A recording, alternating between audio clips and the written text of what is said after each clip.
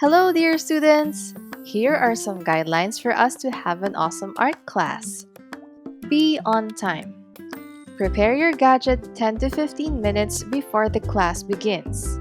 Check your internet connection and access the class Zoom link. Be ready. Prepare the modules and art materials needed for the class. Remember to take note of the important details such as our activities and deadlines. Be attentive. Pay attention to your teacher, especially when instructions are being given, and to your classmates when they are performing or speaking. If you have any questions, you can leave it in the chat box and we will answer them before the end of the class. Be respectful.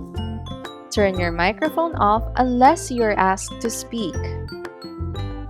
Turn your video on so that the teacher can see how you respond throughout the class. Let's avoid using the chat box to talk about other things that are not related to the lesson. Be participative. Use emoticons to give a quick feedback. Thumbs up for saying yes or if you've understood the instruction. Raise a hand in Zoom if you wish to answer the teacher or if you still have a question. Be presentable. Wear your uniform and stay neat and confident. Be focused. Remove anything that may distract you during the class. Keep an organized workstation and remove other gadgets that are not allowed.